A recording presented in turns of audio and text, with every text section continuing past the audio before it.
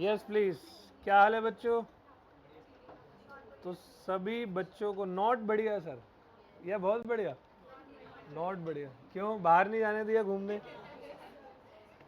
तो सभी को गुड मॉर्निंग। सही चल रही है बेटी पढ़ाई? अब क्लास में आ जाएंगे, बातें नहीं करेंगे। तो हम लोग अपनी अप्रोच स्टार्ट कर देते हैं। तो बेटा मेरे, बहुत अच्छे तरीके से आप लोग आगे बढ़ रहे हो। हमारा जो चल रहा है अभी लॉ के अंदर, कौन सा यूनिट चल रहा है बेटे? ऑनलाइन वालों, तुम्हें आवाज़ आ रही है क्या? एक बार मैसेज में लिख के भेज दो। रौनक, वंशिका, ओके, तो डन। तो आज आप लोगों का स्टार्ट होने जा रहा है एक फ्रेश यूनिट। यूनिट का नाम है क्या? Other essentials of a valid contract. तो अभी तक हमने जो पढ़ा है हमारे इस बैच के अंदर, एक तो सेल्स ऑफ गुड्स एक्ट हम लोगों ने कर लिया था। जिन्होंने नहीं किया उसको दोबारा से किया जाएगा, क्लास के अंदर ही करवाया जाएगा। और अभी हमने कुछ समय पहले इंडियन कॉन्ट्रैक्ट एक्ट शुरू किया 1872। पूरे बिजनेस लॉ का बैकबोन बोल सकते हो आप इसको, रीढ़ की हड्डी ऑफ फुल बिजनेस लॉ। अगर आपको इंडियन कॉन्ट्रैक्ट एक्ट अलोन भी आता है ना, तो एक कॉन्फिडेंस आता है। पास नहीं होगे लेकिन एक कॉन्फिडेंस रहेगा कि भाई कुछ आता है अपने को। इंडियन कॉन्ट्रैक्ट एक्ट इतना इंपॉर्टेंट है। उस कॉन्ट्रैक्ट एक्ट में मैं आप लोगों पे मेहनत कर रहा हूँ। यूनिट 1 पे मेहनत करी और आप लोगों ने बहुत भरपूर साथ दिया अच्छे तरीके से। यूनिट 2 पे हमने मेहनत करी प्रॉपरली, हमारा वो भी हो गया। अब आज हम लोग यूनिट नंबर 3 को शुरू करने जा रहे हैं। यूनिट का नाम है other essentials of a valid contract. एक वैलिड कॉन्ट्रैक्ट को बनाने के लिए और भी कुछ अदर दूसरे एसेंशियल्स की आवश्यकता पड़ती है। तो वो कौन कौन से एसेंशियल्स हैं? उससे पहले देखो, अब हम स्टार्ट कर चुके हैं तो, लेकिन स्टार्ट करने से पहले कुछ बेस याद दिलाना चाहता हूँ। तो मेरे प्यारे बच्चों, हम सब ने जब यूनिट 1 पढ़ा था, तो यूनिट 1 के अंदर मैंने आपको बताया था एक वैलिड कॉन्ट्रैक्ट को बनाने के लिए क्या क्या चीज़ों की आवश्यकता पड़ती है। तो किसी को याद है, मैंने आपको 10 पॉइंट की एक पूरी लिस्ट याद करवाई थी कि अगर आपको वो 10 के 10 पॉइंट याद है तो आप समझ लो कि आपने एक वैलिड एग्रीमेंट बनाया है। और अगर एग्रीमेंट आपने वैलिड बना लिया तो वो ऑटोमेटिकली क्या हो गया? कॉन्ट्रैक्ट हो गया। आ रहा है कुछ समझ? तो भाई आपने वैलिड एग्रीमेंट बहुत अच्छे तरीके से बना लिया। अब यहां पर ये चीज एक्सप्लेन करनी है कि वैलिड एग्रीमेंट को आप कैसे बनाते हो। तो एक एक करके, कोई बच्चा है जिसको 10 के 10 याद हो? नहीं भी बता पाए इट्स फाइन, बट कोशिश तो कर सकता है कोई। 10 के 10 वैलिड कॉन्ट्रैक्ट को बनाने के 10 के 10 पॉइंट किसको याद है? चलो हाथ खड़ा कर दो, किसको याद है? एक और दो और भाई, तुम्हें याद नहीं है? तुम दोनों क्यों नहीं हाथ खड़ा कर? तेरे को याद नहीं है भाई? क्यों? चलो बताओ। चुप हो जाना, बच्चे बता रही है, बताओ। कोई बात नहीं, मैं रिपीट करूंगा, कहीं भी अटकेगी मैं बता। ठीक है, इसको सीक्वेंस में करते हैं। पहला ना, प्रॉपर ऑफर और उसकी एक्सेप्टेंस आपको देनी है। तो यही ना मेरा खुद का आंसर देते वक्त ही क्वेश्चन होता है, सर प्रॉपर ऑफर और उसकी एक्सेप्टेंस तो सोशल एग्रीमेंट में भी लोग करते हैं। तो इसीलिए सेकंड पॉइंट है, मेरा इंटेंशन होना चाहिए लीगल रिलेशन को बनाने के लिए। ठीक है, हम क्या कर रहे हैं? वैलिड कॉन्ट्रैक्ट को बनाने के जो एक प्रोसेस है, एक फॉर्मूला मान लो, आप मैथमेटिक्स के भी स्टूडेंट हो। ये फॉर्मूला ये कहता है, पहला आपका प्रॉपर ऑफर और उसकी एक्सेप्टेंस आप दोगे। दूसरा आपका इंटेंशन होना चाहिए क्या करने का? लीगल रिलेशन को बनाने का। दो पॉइंट हो गए। तीसरा, तीसरा आपकी कैपेसिटी होनी चाहिए कॉन्ट्रैक्ट को बनाने के लिए। दिल्ली की लैंग्वेज में आपकी औकात होनी चाहिए। मॉनेटरी टर्म्स की यहाँ पर बात नहीं हो रही है। Capacity to contract. तो मैंने आपको यहाँ एक बात बताई थी कि इस वर्ल्ड में, भारत की बात कर लो, इंडियन कॉन्ट्रैक्ट एक्ट है, इस भारतवर्ष में हर एक पर्सन केपेबल है किसी भी कॉन्ट्रैक्ट को बनाने के लिए। तीन लोगों को छोड़कर, माइनर को छोड़कर, अनसाउंड माइंड को छोड़कर और पर्सन डिस्क्वालिफाइड बाय लॉ को छोड़कर, इन तीनों को छोड़कर बाकी सभी केपेबल है कॉन्ट्रैक्ट को बनाने के लिए। 3 पॉइंट हो गए। चौथा पॉइंट था आपका कंसीडरेशन होना चाहिए। एक बात बताओ, क्या पहला पॉइंट प्रॉपर ऑफर और उसकी एक्सेप्टेंस हमने यूनिट 1 में ही नहीं पढ़ लिया? ऑफर क्या होता है पढ़ लिया, एक्सेप्टेंस क्या होता है पढ़ लिया। क्या वही सोशल और business agreement point number 2 intention to create legal relationship unit number 1 में पढ़ लिया? पढ़ लिया। तीसरा पॉइंट हमने यूनिट 1 में नहीं पढ़ा है। चौथा पॉइंट क्या था? कंसीडरेशन। अरे सर इसका तो प्रॉपर यूनिट नंबर 2 है। कंसीडरेशन पढ़ लिया यूनिट नंबर 2। अच्छा, पांचवा पॉइंट क्या है? Free consent. छठा पॉइंट क्या था? लॉफुल पर्पस या सर्टेनिटी मान लो, और अगला था सर्टेनिटी, फिर था agreement not declared void by law, possible to perform और other requirement of other law. Out of total 10 points majorly जो मेजर 7-8 पॉइंट है, उसी 7-8 पॉइंट पे यूनिट 1, 2 और 3 कवर करता है। 1 में मैंने ऑफर बता दिया, एक्सेप्टेंस बता दिया, वीडियो भी अपलोड कर दी है, किसी को दोबारा देखना हो, दोबारा सुनना हो, 2x पे चला लो, सुन लो। ऑफर हो गया, एक्सेप्टेंस हो गया, intention to create legal relationship भी हो गया, वो भी अपलोडेड है, सोशल और बिजनेस एग्रीमेंट। मैंने कंसीडरेशन आपको 2 लेक्चर में, लगभग बड़े बड़े लेक्चर हुए हमारे, दोनों करवा दिए, किसी को देखना हो वो भी देख सकता है, लिंक सबके पास है। आज आपके लिए यूनिट नंबर 3 जो शुरू हो रहा है वो उन्हीं 10 पॉइंट में से बचे हुए रेस्ट ऑफ द टॉपिक्स है। बहुत अच्छा चलेगा, ये बहुत अच्छा सीक्वेंशियल चलेगा। All well. तो other essentials of a valid contract, मतलब देखो अभी हेडिंग समझ में आ रही है यूनिट की। अभी आप वैलिड कॉन्ट्रैक्ट को बनाने के तरीके ही तब से यूनिट 1, 2, 3 कंटिन्यूस में चल रहे हैं। अब 3 में जो बचे हुए और भी एसेंशियल्स है वो सब डाल दिए यहाँ पर। मतलब अब आपको यूनिट 4 में ना परफॉर्मेंस करनी होगी बस। अभी तक तो ये सिखा रहे हैं कॉन्ट्रैक्ट क्रिएट कैसे हो रहा है और कॉन्ट्रैक्ट एनफोर्सेबल होगा या नहीं। नहीं आ रहा समझ? यूनिट 1 में मैंने क्या बताया था? Types of contract. पहला क्या था? On the basis of creation. तुम्हें क्रिएशन करना आता है कॉन्ट्रैक्ट? अभी तो समझ में आ गया, चुप रहोगे तो भी कॉन्ट्रैक्ट बनेगा। फॉल ऑफ हैमर से भी कॉन्ट्रैक्ट बन जाएगा, एक्सप्रेसली बोलोगे तो भी बन जाएगा। मतलब on the basis of creation तुम्हें आता है कॉन्ट्रैक्ट बनाना कॉन्ट्रैक्ट को इतना इजी है। लेकिन जो आपने कॉन्ट्रैक्ट बनाया है, नहीं, जो आपने एग्रीमेंट बनाया है वो एग्रीमेंट पर आप लीगल हेल्प ले सकते हो या नहीं, ये चीज कैसे पता लगेगी? On the basis of enforceability में टाइप्स ऑफ कॉन्ट्रैक्ट का पॉइंट नंबर 2 पढ़ाया था। तो एनफोर्सेबल बाय लॉ है या नहीं है, उसके लिए कितने पॉइंट चाहिए? 10 पॉइंट। उन 10 में से कुछ एक में पढ़ लिए, 1 पॉइंट 2 में पढ़ लिया, और अब बचे हुए पढ़ रहे हैं कहां पर? 3 के अंदर। बेस समझ में आया? सुनते रहना। तो वो जो other essentials of a valid contract की यहां पर बात कर रहा है, उन अदर एसेंशियल्स में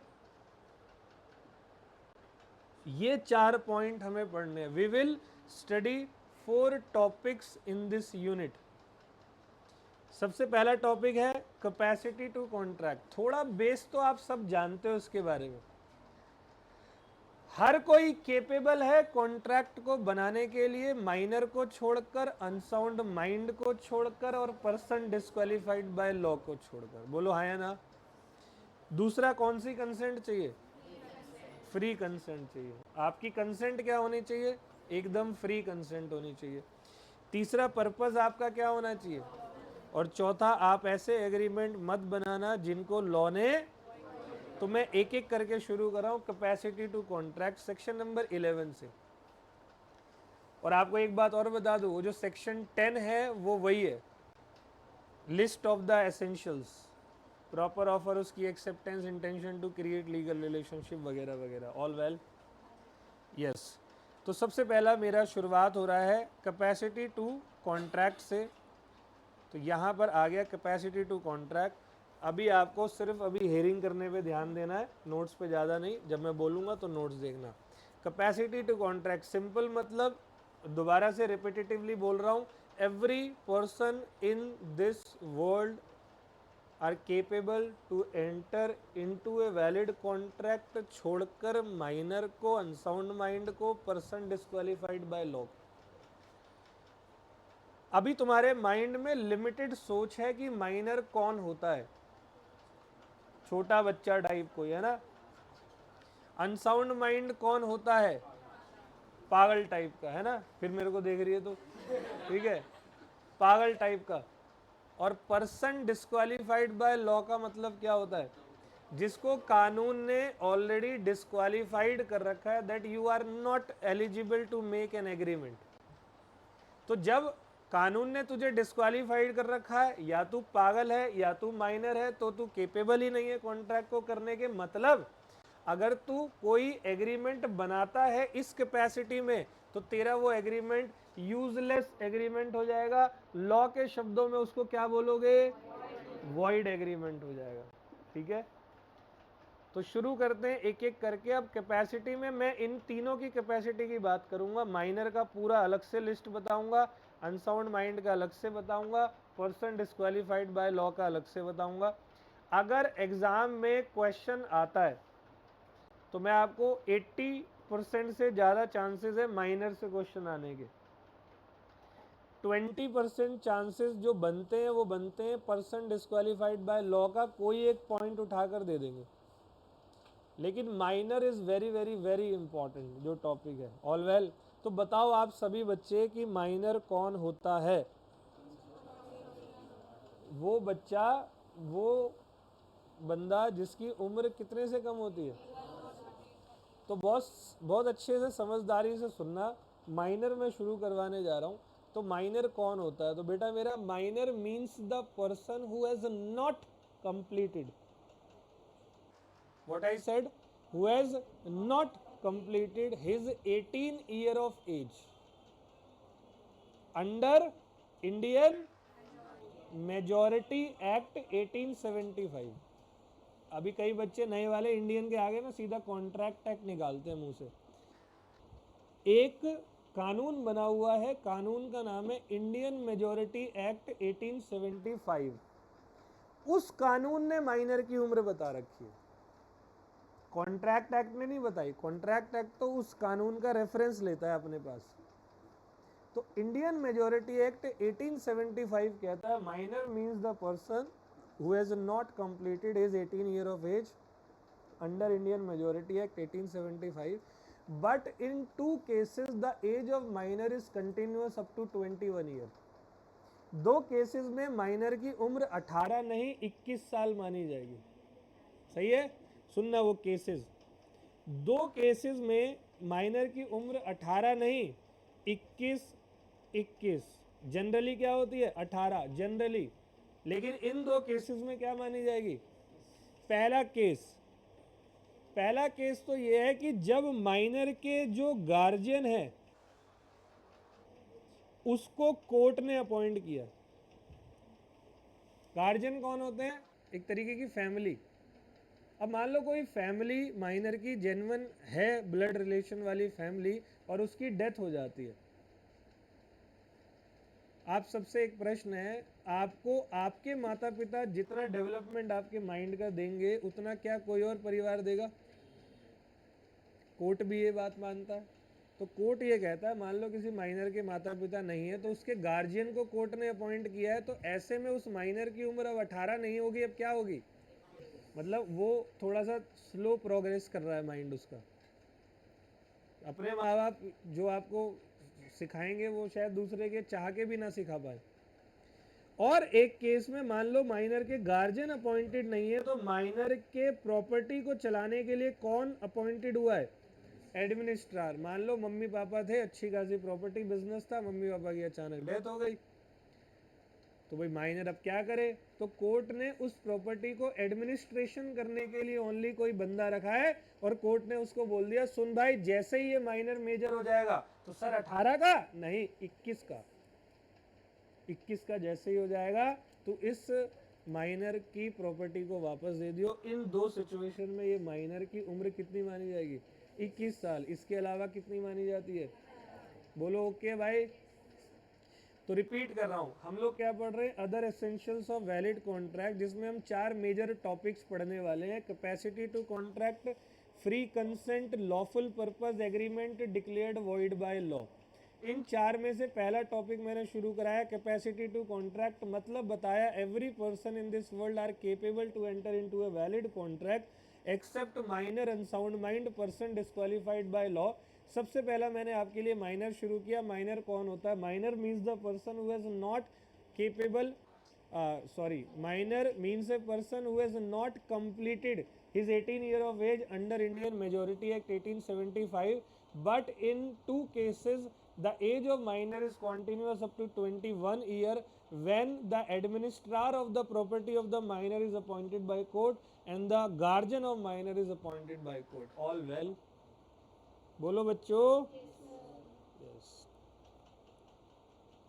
तो देखो सेम चीज जो मैंने आपको बोली वो लिखी हुई है। माइनर का मतलब the term minor is defined under Indian majority act 1875 as a person who has not completed is 18 साल की उम्र। However in following 2 cases minority continues up to 21 year when administrator of the property of the minor is appointed by court या when guardian of the property of the minor is appointed by. All well? तो हमने meaning तो समझ ली, अब minor की position समझेंगे। बेहद important है, आप बिलीव करो बड़ा इंपॉर्टेंट है जो अभी आप पढ़ने वाले हो। खासकर पहला पॉइंट बहुत इंपॉर्टेंट है। तो माइनर की पोजीशन है, position of minor oblique rules about minor में पॉइंट नंबर ए। क्या ये बात मैं आपको पहले नहीं बता चुका हूँ वॉइड एग्रीमेंट के अंदर कि अगर आप किसी माइनर के साथ कोई एग्रीमेंट करते हो तो वो यूजलेस एग्रीमेंट है। यूजलेस शब्द से आप क्या समझ रहे हो? Void of initio? नहीं, क्या समझ रहे हो? और बताओ इन डेप्थ। अरे सुनो ना, ऐसे समझ रहे हैं सर कि मान लो माइनर के साथ मैंने कोई एग्रीमेंट किया, कल को माइनर ने मेरे को धोखा दे दिया तो मैं उसके खिलाफ कोर्ट में नहीं जा सकता, या मैंने माइनर को धोखा दे दिया तो वो भी नहीं जा सकता, क्योंकि मेरा और उसका जो एग्रीमेंट बना है वो यूजलेस एग्रीमेंट है। और यूजलेस को कानून की नज़रों में वॉइड एग्रीमेंट बोलते हैं। और सुनो, माइनर के साथ कोई भी एग्रीमेंट वॉइड अब इनिशियो होता है। Void ab initio agreement with minor is void ab initio. It means what? Starting से वॉइड हो जाएगा। मैंने माइनर को ऑफर दिया, क्या तू अपना मकान मुझे बेचेगा? माइनर ने बोला हाँ बेचूंगा। मैंने कहा 50 लाख में, हो गया था 50 लाख में। यस, मेरा ऑफर, उसकी एक्सेप्टेंस, छूटते ही एग्रीमेंट बना। और एग्रीमेंट के आगे शब्द वैलिड नहीं लगेगा, वॉइड लगेगा। All well? तो पहला पॉइंट, पहला पोजीशन जिसके ऊपर एक बहुत ही मेजर केस स्टडी भी आई हुई है, N agreement with minor is what? void ab initio.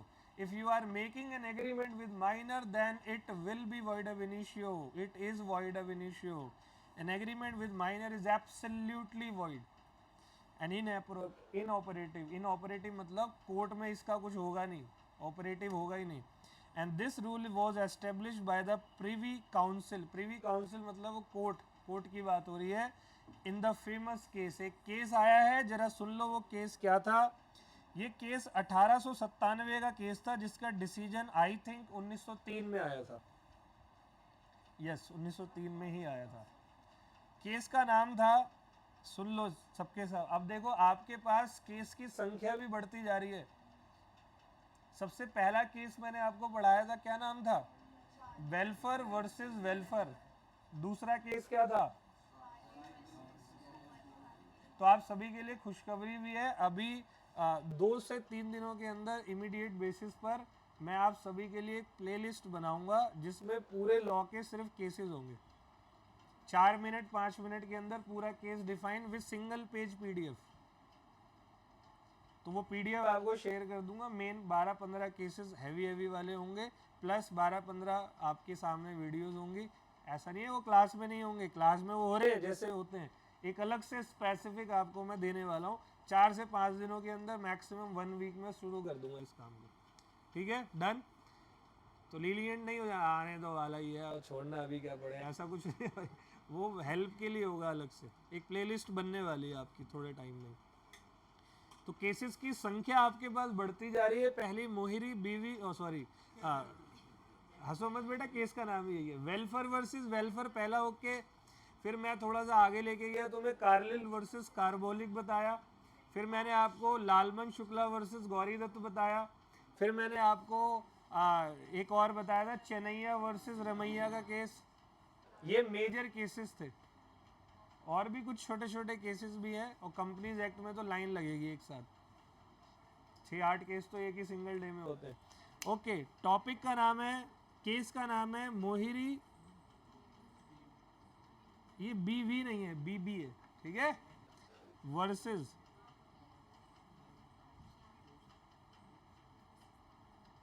Dharmodas Ghosh. Bengali बाबू था धर्मोदास घोष, बड़ा शातिर बाबू, कोई कुछ नहीं कर पाया इसके खिलाफ। सुनना इसकी शातिरता। वैसे जब मैं इस केस को, अब तो काफ़ी साल हो गए, जब मैं इसको इन डेप्थ एनालिसिस कर रहा था, हमारे टीचर ने तो बहुत सिंपली हम लोगों को पढ़ा दिया था। तो जब टीचिंग में आया तो इन डेप्थ एनालिसिस करी, तो इसके बारे में मुझे और डिटेल पता लगी, तो मैं वो डिटेल भी आपको शेयर करूँगा। एक बंदा था, बच्चा था, उसका नाम था धर्मोदास घोष, जो कि बिलो 18 था, मतलब क्या था, माइनर था, ठीक है। इसने क्या किया, इसके पास एक इमूवेबल प्रॉपर्टी थी। इमूवेबल समझते हो, लैंड बिल्डिंग वगैरह। इसको पैसों की जरूरत थी। इसने क्या किया, धर्मोदास घोष नाम का वो माइनर, वो गया मोहिरी बीवी के हस्बैंड के पास। ये इन डेप्थ है, मोहिरी बीवी के हस्बैंड के पास। वो हस्बैंड के पास जाता है, कहता है मुझे पैसों की ज़रूरत है, एक काम कीजिए, आप मुझे 20,000 रुपये का लोन दे दीजिए। सोचो 1897 में 20,000 रुपये का क्या वर्थ रहा होगा। आप मुझे 20,000 रुपये का लोन दे दीजिए और बदले में ये मेरी इमूवेबल प्रॉपर्टी को आप गिरवी रख लीजिए। सही है। तो जो मोहिरी बीवी का हस्बैंड था, उस पर्सन ने लालच में आके, या नॉर्मल, मैं ये नहीं बता सकता कि क्या, उसने माइनर को 20,000 रुपये दिए और उसकी प्रॉपर्टी मोर्टगेज करवा ली अपने पास ऑन पेपर। यहां तक ओके। ड्यू डेट आई, ड्यू डेट पर मोहिरी बीवी का हस्बैंड, जिसके साथ मेन कॉन्ट्रैक्ट हुआ था, वो बंदा उस माइनर के पास जाता है और उस माइनर के पास जाकर उसको कहता है कि लाओ भाई ड्यू डेट आ गई, पैसे दो। माइनर कहता है कौन से पैसे, तो वही जो आपने अपनी प्रॉपर्टी को गिरवी रखकर मेरे पास दिए हैं। कह रहे गिरवी कौन सी प्रॉपर्टी, वो तो मेरी प्रॉपर्टी है, मैंने कब रखी गिरवी। वो उसका दिमाग ठनक गया। असल में माइनर को पता था that at the time of taking loan I was minor. उसे पता था कोर्ट कुछ कर ही नहीं सकता, minor's agreement is what, void of initio. अब भाई साहब उसका तो दिमाग खराब। अब वो मांगता रहा पैसे, जैसे तैसे कर कुरा के, शुरुआत में छूटते ही कोर्ट नहीं जाता कोई। थोड़े दिनों में उसकी मृत्यु हो गई। तो उसकी मृत्यु के बाद, उसकी डेथ के बाद, किसकी, माइनर की नहीं, जिसने पैसे दिए थे। तो असल में फिर केस फाइल किया मोहिरी बीवी ने, बीवी नहीं बीबी ने, ठीक है। मोहिरी बीवी ने केस फाइल किया धर्मोदास घोष के ऊपर। और बात जब कोर्ट में जाती है, तो कोर्ट में जज ने जब सारी बातें सुनी, एक सिंपल सी बात बोली, बहुत सिंपल सी बात। According to Indian contract act 1872, उस समय तो कानून आया हुआ था ना 1872 का, और ये केस तो 1897 का है, जिसका डिसीजन 1903 में आया है।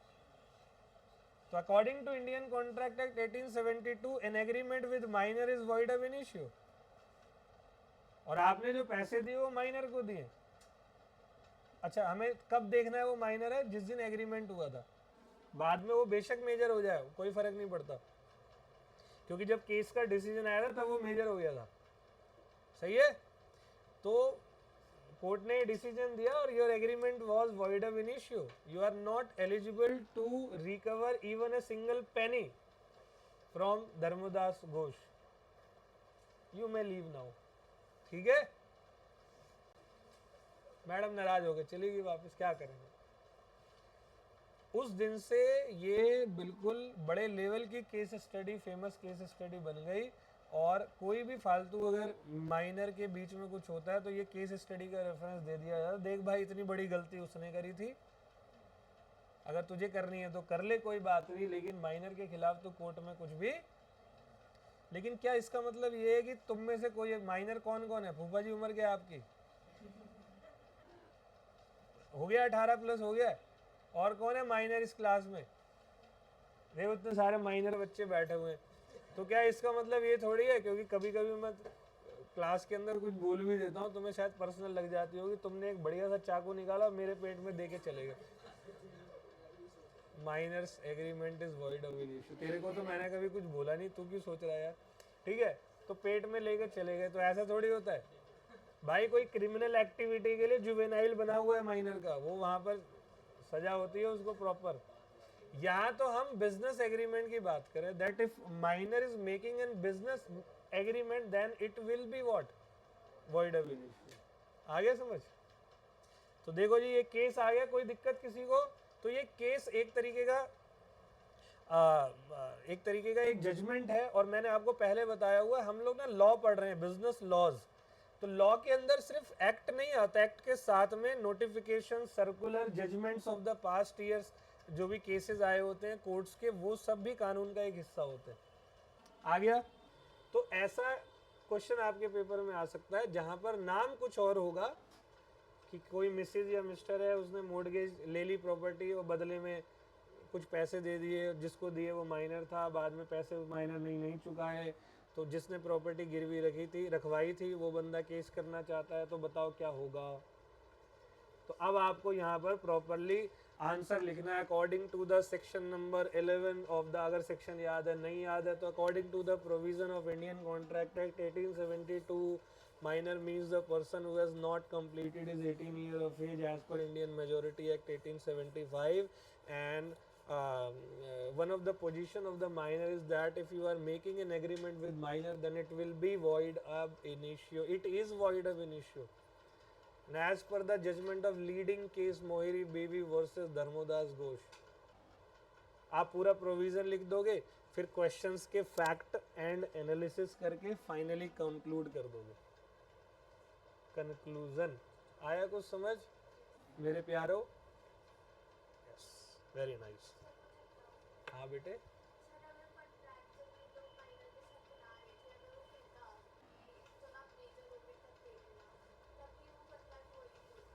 अगला दूसरा पॉइंट वही है, ठीक है। अगले अभी अभी तो पहला पॉइंट बताया, अभी आगे बताता हूँ, ठीक है, जो आपने पूछा है। और कुछ पूछना है किसी को? माइनर का वो थी ही पहले से उसी की थी, वो गई ही नहीं, मान के गए, मान कोर्ट ने मान लिया कि वो गई ही नहीं प्रॉपर्टी। ठीक है, आगे बढ़े। हाँ भाई हो सकती है, काहे नहीं हो सकती, हो सकती है। आगे बढ़ते हैं।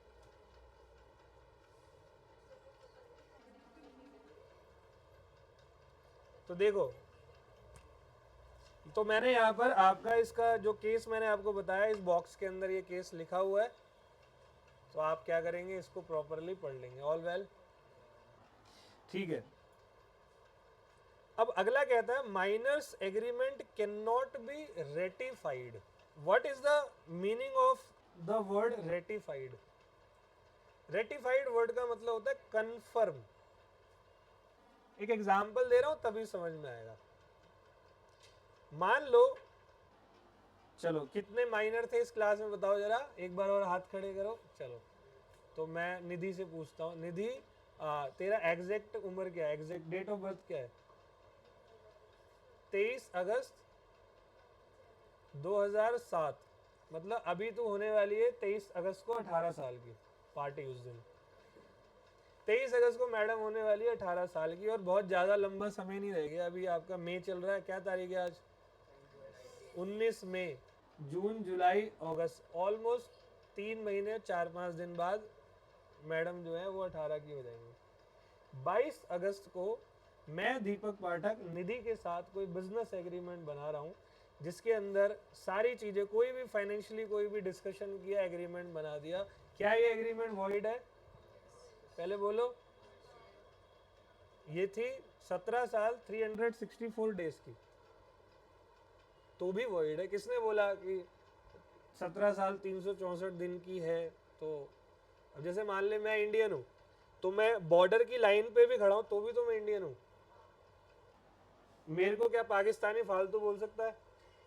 वो तो मैं वहां जाऊंगा तो भी नहीं बोल सकता अगर मेरा नाम अभिनंदन है तो, ठीक है। लेकिन मान लो मैं अपने बॉर्डर पे खड़ा हूं ना, तो अभी 17 ईयर 364 डेज का मैं हूं, अभी भी आई एम माइनर। तो मैडम के साथ किया गया कॉन्ट्रैक्ट क्या है? अभी भी यूजलेस कॉन्ट्रैक्ट, कॉन्ट्रैक्ट नहीं एग्रीमेंट, यूजलेस। अब जो एग्रीमेंट हमने बनाया, अगले ही दिन निधि का बर्थडे था। अब ये कितने साल की हो गई? 18 साल की। तो हम दोनों ने ये फैसला लिया कि एक काम करते हैं, उसी एग्रीमेंट को कंटिन्यू कर देते हैं, क्योंकि तू तो अब 18 की हो गई। इसने भी बोला ठीक है। नहीं, एक बार जो हो गया, वंस वॉइड ऑलवेज वॉइड, आप उसको कंफर्म नहीं कर सकते। इसी को कहते हैं minor's agreement can not be ratified. Ratified means confirm. बोलो ओके, ऑल वेल, कोई दिक्कत? ठीक है। तो दूसरा पॉइंट आया, minor's agreement can not be ratified में a minor can not ratify any agreement on his attaining majority. This original agreement which is entered into during his minority is void ab initio. A void agreement cannot be ratified, that is cannot be validated later. All well? छोटे बच्चे को देखा है तुमने? उसके पास already दो चीज है, एक यहाँ पे एक यहाँ पे, फिर आप उसको तीसरी चीज ऑफर करो तो वो लेके ऐसे दबा देगा, देखना कभी। फिर आप चौथी चीज ऑफर करो, वो फिर भी वो कहीं ना कहीं आंख वाँख में दबा के ला भाई चौथी चीज।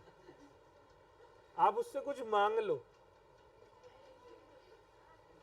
मतलब आपने बस प्यार से बोला ही है कि बेटा दे दे, और जहां उसने अपनी माँ की आर्ट सुन ली कि मम्मी आस पास, मम्मा, जैसे ही कत्लेआम कर दिया उस बच्चे का। माँ भी शेरनी की तरह घूर कर देख रही होती, उस आदमी से जिसने मेरे बच्चे से मांग लिया। मांग कैसे लिया है? मेरे बच्चे को रुला दिया।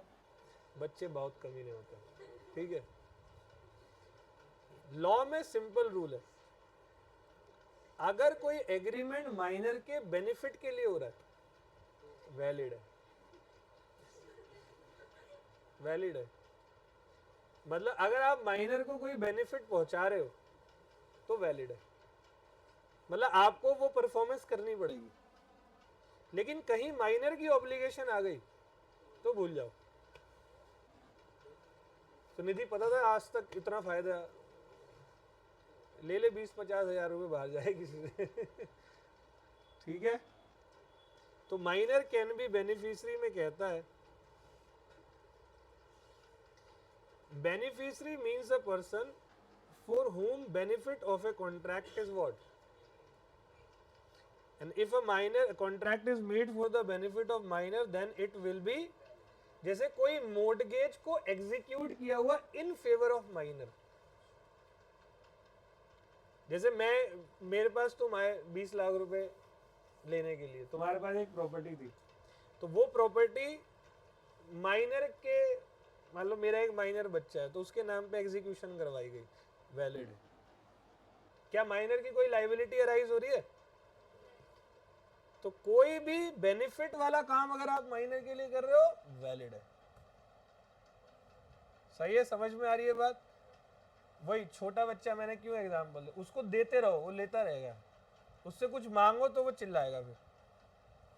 तो माइनर से मांग मत लेना कुछ, आप देव जितना मर्जी दो, वो अपने आप टिका लेगा, वो जगह अपने आप बना लेता है। आ गया समझ में? आगे बढ़ते हैं। तो 3 पॉइंट हम लोगों ने कर लिए, पोजीशन अबाउट द माइनर। एक बार रिपीट कर रहा हूं, हम लोग क्या पढ़ रहे हैं, यूनिट नंबर 3 हमने शुरू किया। और इस यूनिट में मैंने आप लोगों को क्या क्या बताया। सबसे पहले यूनिट नंबर 3 की शुरुआत मैंने की कैपेसिटी टू कॉन्ट्रैक्ट से। तो कैपेसिटी टू कॉन्ट्रैक्ट हम लोग पढ़ रहे हैं। मैंने कहा every person in this world are capable to enter into a valid contract, छोड़कर माइनर को, अनसाउंड माइंड को, पर्सन डिस्क्वालीफाइड बाय लॉ को। पहला मैंने शुरू किया माइनर क्या होता है।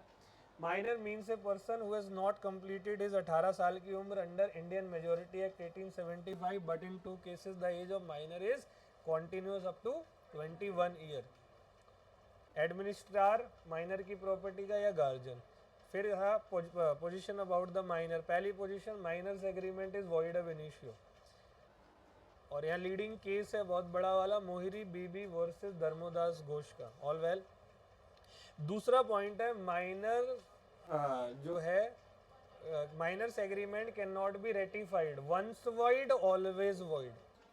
And number 3, minor can be beneficiary. तो कोई भी अगर कोई मोर्टगेज माइनर के फेवर में एग्जीक्यूट हुआ है तो कोई बात नहीं। अब देखो जी डी पॉइंट, बहुत अच्छा पॉइंट है डी, ठीक है।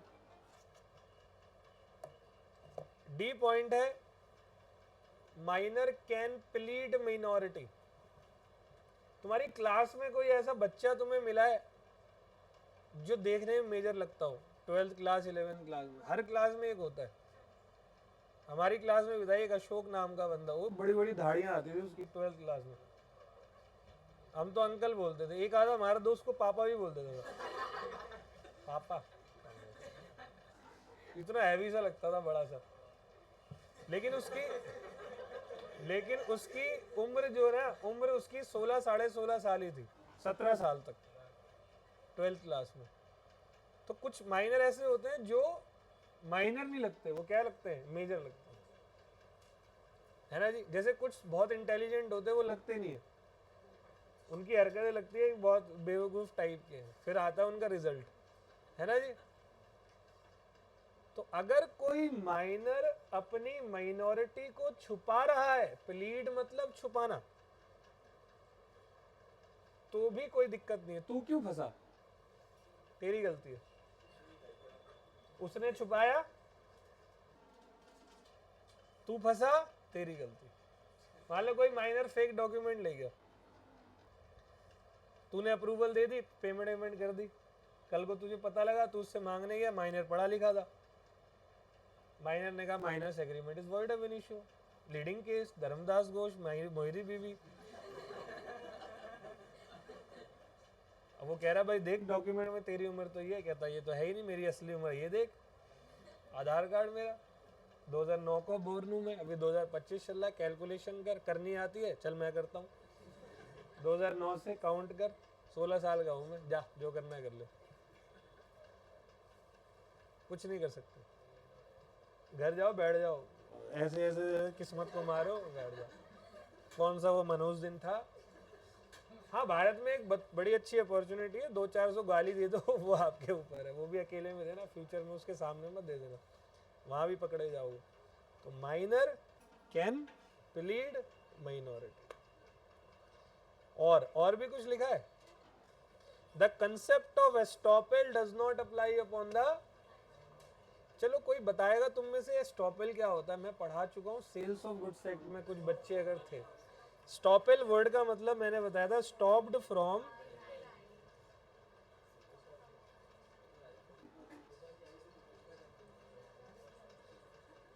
ये आवाज से क्यों आ रही है, कोई प्रॉब्लम है?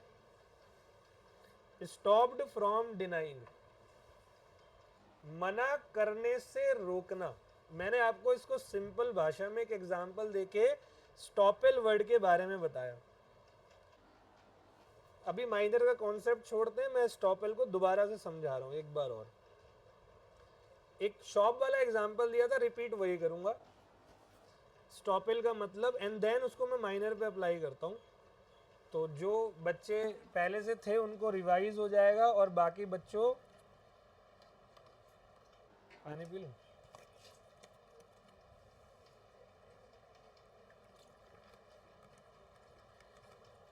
Yes please.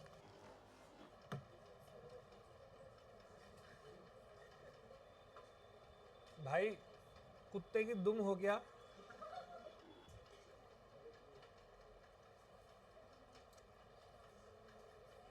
मान लो मेरी एक दुकान है, ठीक है, बातें नहीं, बिल्कुल भी नहीं। मेरी एक दुकान है, ठीक है, ये शॉप है, और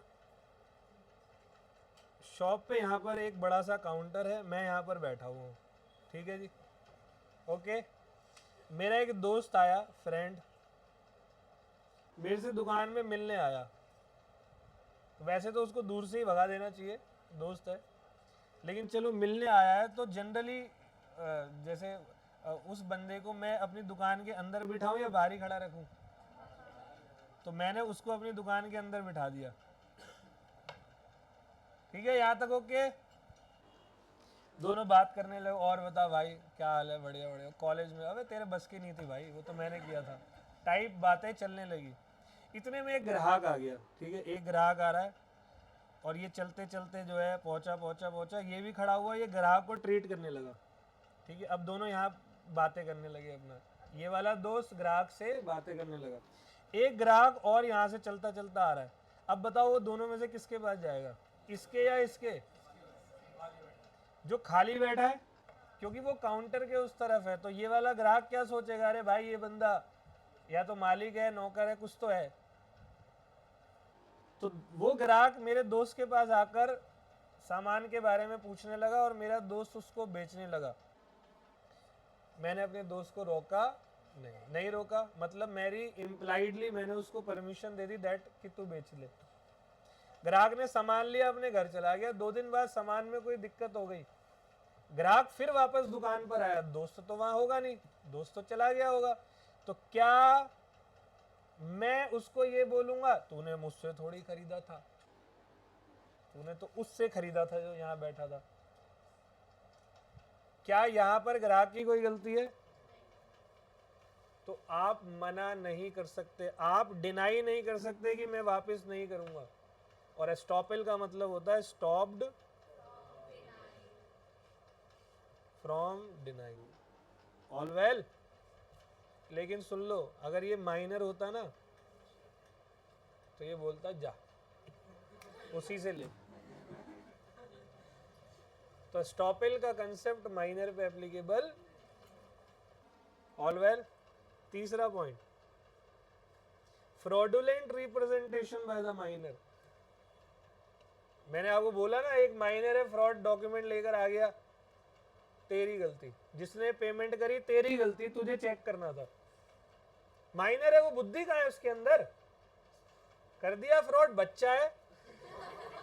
तुम्हारी माँ ऐसी बोलती है पब्लिक में, है ना, छोटा बच्चा है, तुम तो उल्टा बोलोगे बच्चे को, बच्चा है ना अभी। तो यही चीज लॉ भी बोलता है, बच्चा है, फ्रॉड कर दिया तो कर दिया, क्या हो गया, नहीं थी समझ, समझ गए? तो जितने माइनर यहाँ बैठे चौड़े हो जाओ थोड़ा, 2-4-10 दिन के लिए, है ना। तो देखो आगे लिखा है, simply minor can commit fraud by falsely representing himself as a major, and here the aggrieved party can just seize the assets bought from such fraudulent amount. हाँ, अब माइनर फ्रॉड करके गया 5 लाख रुपए का, 2 लाख रुपए वो गुड़गांव में डिस्को में उड़ा के आ गया, 1 लाख रुपए का उसने आईफोन ले लिया और अपने गर्लफ्रेंड को गिफ्ट कर दिया, और बचे हुए 2 लाख रुपए का उसने एक मोटरसाइकिल खरीदा निंजा वाला। हाँ, एग्रीव्ड पार्टी उस मोटरसाइकिल को सीज कर सकता है। वो जो उड़ा के आए ना 2 लाख रुपए, कुछ नहीं, उड़ गए वो। सही है, ठीक है। कितने पॉइंट हो गए? देखो मैंने यहाँ पर एक एग्जाम्पल भी दिया है, माइनर और बैंकर के बीच में। Minor wrongly claimed that his age is 22 instead of 17 year. Banker give loan of rupees 1 lakh to minor. अगर उस 1 लाख में से कोई प्रॉपर्टी माइनर ने लिए तो बैंकर सिर्फ उस प्रॉपर्टी को ले। मान लो वो 1 लाख रुपए के मोमोज खा गया, थोक में खा रहा है, सुबह 10 से 11 मोमोज, 12 से 1 मैगडी पे जाके मैगडी फिर मोमोज, 2 से 4 मोमोज, 6 से 8 मोमोज, 6-8 दिन में सब बराबर, तो कुछ नहीं कर सकते अब। ठीक है जी।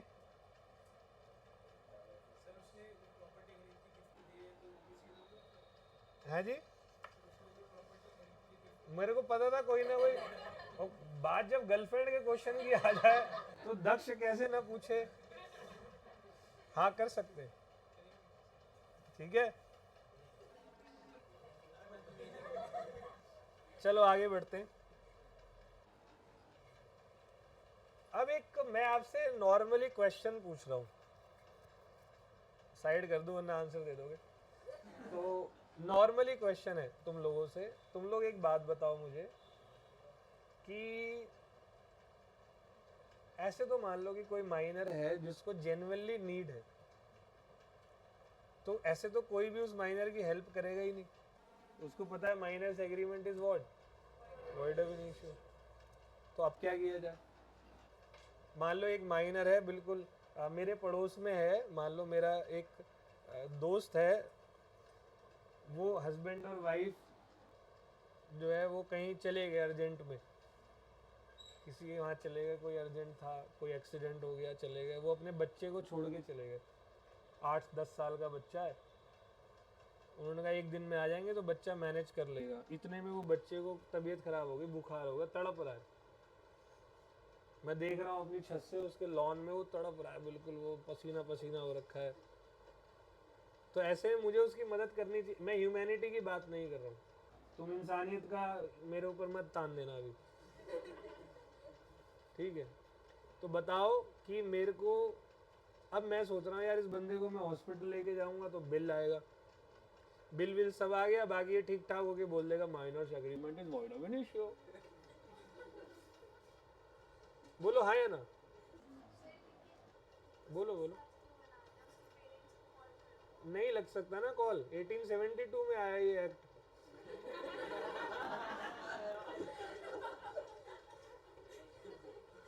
आपको क्या लगता है कॉल हमेशा से लगता है? नहीं लगते कॉल्स, कभी कभी देखो कोर्ट में तो बातें तभी जाती है ना जब कई जगहों पर नामुमकिन सिचुएशन होती है। कॉल लगना था, मैंने लगाया, उसके पापा ने उठा लिया, उसने कहा मैं पेटीएम कर रहा हूँ, उसने करा, मैंने इलाज करा दिया, तो लॉ की जरूरत कहाँ है? तो मैं तो उस सिचुएशन की बात कर रहा हूँ जहाँ लॉ की जरूरत पड़ेगी। मैंने चलो ठीक है उसके पापा को कॉल किया, the number you have called is currently switched off. फिर मैंने भाभी जी को भी मिला दिया, मैं इसी बहाने मिल जाए। भाभी जी का भी स्विच ऑफ था। अब बताओ क्या करूं, छोड़ दो उसको, मरते रहने दो, लेकिन पैसे भी नहीं खर्च करना चाहता मैं। इसके लिए 5वां पॉइंट है, अगर मैं किसी माइनर को नेसेसरी सप्लाई करता हूं। अच्छा नेसेसरीज क्या होती है? रोटी, कपड़ा, मकान, मेडिकल और एजुकेशन। तो मैं उसको कोई नेसेसरी प्रोवाइड कर रहा हूं। जैसे वो बारिश में भीग गया, उसे कपड़े पूरे गीले हो रखे, उसे कपड़े चेंज करने हैं, तो मैं गया सेलेक्ट सिटी वॉक से 1,21,000 की टी शर्ट दिलवाई उसको, मगर दिस इज वेरी जरूरी, पहन इसको। तो क्या वो नेसेसरी है? Necessary means necessary not luxury. भूखा है तो मैं उसको हयात होटल ले जाके लंच करवा रहा हूँ, ये नेसेसरी थोड़ी है। साले तुझे खाना था, उसके बहाने तू चला गया, है ना जी। और हॉस्पिटल में ले जा रहा हूँ तो मैं इंडिया के सबसे महंगे वाले में ले गया, मेदांता ले गया गुड़गांव में, वहाँ का ओपीडी में लैपटॉप बिक जाएगा मेरा। सही है, समझ रहे हो बात? तो नेसेसरी मीन्स नेसेसरी, वो सिचुएशन के हिसाब से आपको समझनी है। वो सॉरी अपना वेरी भी करेगी सिचुएशन के हिसाब से। तेरे को किंगफिशर की याद आ गई थी, ठीक है। तो ठीक है, नेसेसरी ओके। तो अगर कोई बंदे ने माइनर को कोई नेसेसरी प्रोवाइड की है तो भी माइनर पर्सनली लायबल नहीं होगा। तो सर ये क्यों बताया फिर आपने? हाँ, माइनर के नाम पर कोई प्रॉपर्टी है तो आप उसमें से रिकवर कर सकते हो। मतलब माइनर की लायबिलिटी सिर्फ एक सिचुएशन में आ रही है, वो भी पर्सनली कभी नहीं आ रही। माइनर की कोई प्रॉपर्टी है तो आप उस प्रॉपर्टी में से ले सकते हो। मत फिर कोई बात नहीं, तुम्हारा दान हो गया, वैसे तुम दान नहीं करते। That's it, all well. लेकिन मुझे पता है माइनर के नाम पे उसकी प्रॉपर्टी है, तो मैं, उसकी माँ ने बता रखा है बातों बातों में, कई बार तो मैंने बच्चे के नाम पे एफडी करा रखी है, तो मैंने उसी एफडी के नाम पे उसको खाना खिला दिया, मेडिसिन दिलवा दी, तो मैं उसके प्रॉपर्टी से ले सकता हूँ। Yes, all well. तो टॉपिक ये है, तुम दोनों अलग बैठाऊंगा अभी अगली बार। Minor's liability for necessary, a minor is not personally liable for the necessary. देखो यहां पर ही बोला तो भी पर्सनली लाइबल नहीं होगा भाई, माइनर को खुली छूट है इस संसार में आके। हाँ बिल्कुल है, मेरी बेटी मुझे रोज रात को डॉट 2:30 पे उठाती है, उसको देखना है मैं तोता मैं तोता, डॉट 2:30 पे। उसमें कौन सा अलार्म है आज तक समझ नहीं आया, साल भर की हो जाएगी 4 दिन बाद। 2:30 उठाएगी, मैं तोता देखेगी देखेगी 3:45 एग्जैक्टली वो लुढ़क जाएगी, और मेरे को भी उसके सामने देखना पड़ता। अच्छा ये भी जबरदस्ती देखना है, जैसे मैं अपना फोन चला लूँ या लैपटॉप ऑन करके काम करूँ, नहीं,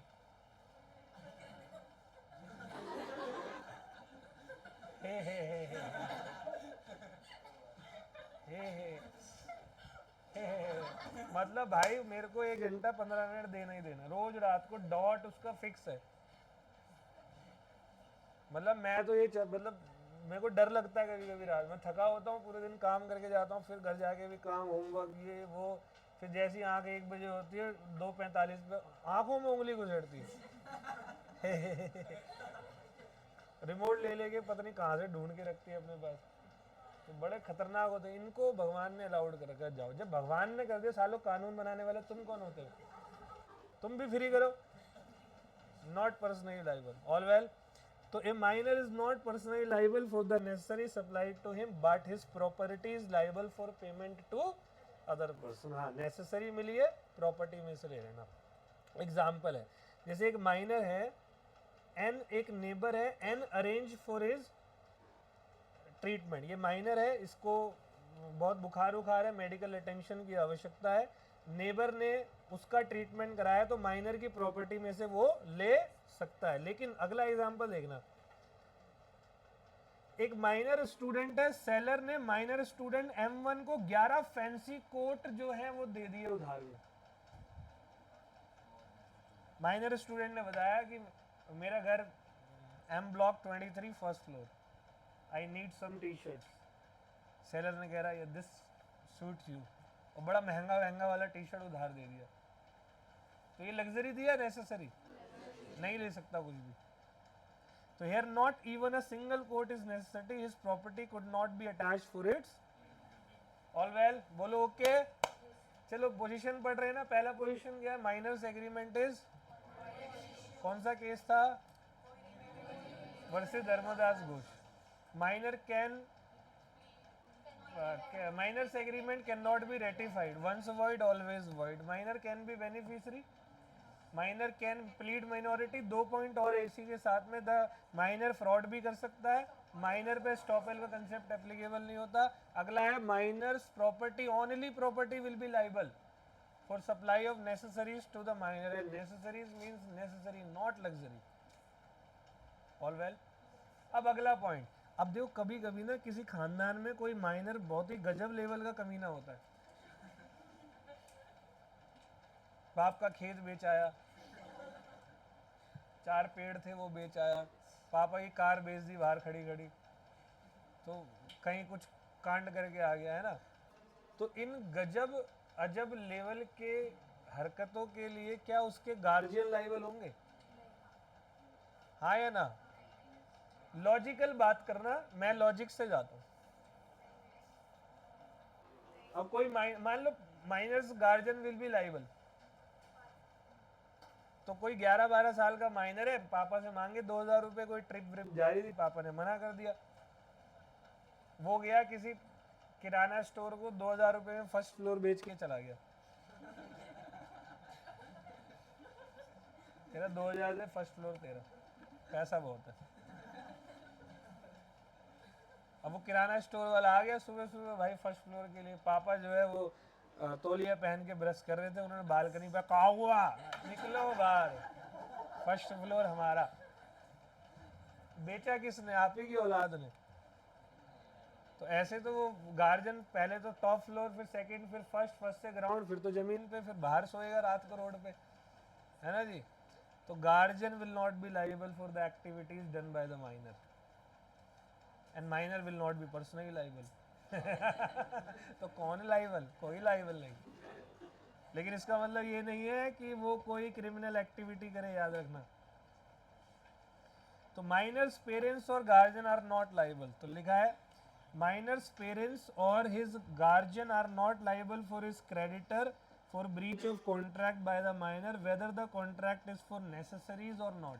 देखो नेसेसरी में भी माइनर की प्रॉपर्टी लाइबल होती है, गार्जियन तो नहीं होंगे। और नॉर्मल तो माइनर से ही बात कर भाई, तू जा, तू तेरा काम जाने, और तू उसका कुछ बिगाड़ नहीं सकता। हाथ लगा के देख, बाप यहीं बैठा हुआ है, नहीं समझे, लॉफुली कुछ नहीं कर सकता, और इलीगल तेरे बस की नहीं है करना। However, parents or guardian remain liable when the minor is acting as agent of the parents or, अब देखो ये खतरनाक सिचुएशन है। अब पेरेंट्स को पता है कि मेरा बच्चा कभी लाइबल नहीं होगा, अब वो अपने बच्चे को दुकानों पे भेज रहे हैं, जा 2000 का माल लिया, वो ले आया माल, पापा ने बोला 2000 का माल दे दो, वो आया तो कहता मैंने थोड़ी लिया, माइनर। मतलब वो माइनर अपने बच्चे को एक मोहरा बनाकर दुनिया भर से एग्रीमेंट कर, देख लो कितने खतरनाक माँ बाप है, मोहरा बना के एग्रीमेंट करवा रहे, जाके दुनिया भर से कर्ज करवा रहे हैं, और कोई कर्जदार आ रहा है मैंने थोड़ी लिया है, माइनर। तो ये तो यार बहुत ही मिसयूज वाली सिचुएशन हो जाएगी भाई, ऐसा करते हो then parents will be liable. मेरे को ना ये प्रश्न हर क्लास में मिलते हैं, हर क्लास में एक आंसर देता हूँ, कोर्ट इसी के लिए बना हुआ है। कोर्ट क्यों बना है? पता कैसे चलेगा, लोग पूछते सर पता कैसे चलेगा, तो वो जज जो है इतने सारे एग्जाम देकर बैठा हुआ है, वो कोई टेकन 3 की गेम थोड़ी खेल कर आया है, वो वहां एग्जाम देकर बैठा हुआ है, उसके सामने प्रूफ्स रखे जाएंगे, वो सारी दलीलों को देखेगा, एविडेंसेस देखेगा, एंड देन वो अपना रिप्लाई देगा। अरे छोड़ो, अभी आजकल तो CCTV camera, audio video, WhatsApp, इतनी सारी चीजें, इमेजिन करो ना आज से 20 साल पहले कैसे केस सॉल्व होते थे। तो वो उनका काम है, वो लोग करेंगे, हमारा काम है लॉ में क्या लिखा हुआ है वो पढ़ना। और वहां पर डिफरेंशिएट, मैं आपको बताऊं, कई सिचुएशंस में तो ऐसा भी होता है, जिस बंदे ने कोई काम नहीं किया वो बंदा पर्सनली लाइबल हो जाता है। तिहाड़ में आज भी 10-20% ऐसे लोग हैं जिन्होंने कुछ किया ही नहीं था, वो कोई क्राइम करके भाग गया, वो वहां पर खड़ा था, उसी को ले लिया, इधर आ बेटे चल साले अंदर। 3 दिन तक पता ही नहीं चला, उसमें दफा 302 सारी दफाएं लगा दी, उम्र कैद की सजा, 64 साल की उम्र में बाहर आया, मतलब खड़े होने की इतनी भारी सजा, समझ गए। चलो अब अगली बात, जी एफ पॉइंट तक हो गया।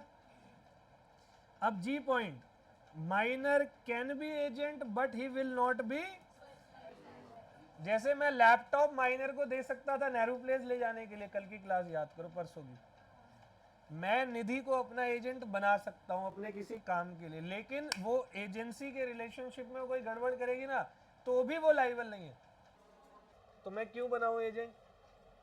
लेकिन कहीं मजबूरी रही, बनाना पड़ा, तो minor will not be liable, minor can be agent.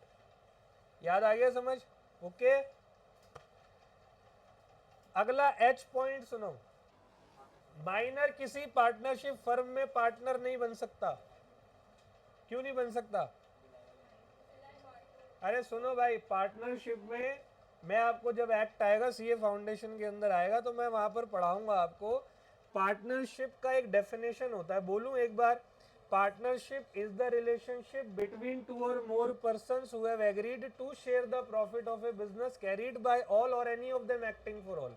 Repeat कर रहा हूं, partnership is the relationship between 2 or more person who have agreed। What is the meaning of agreed?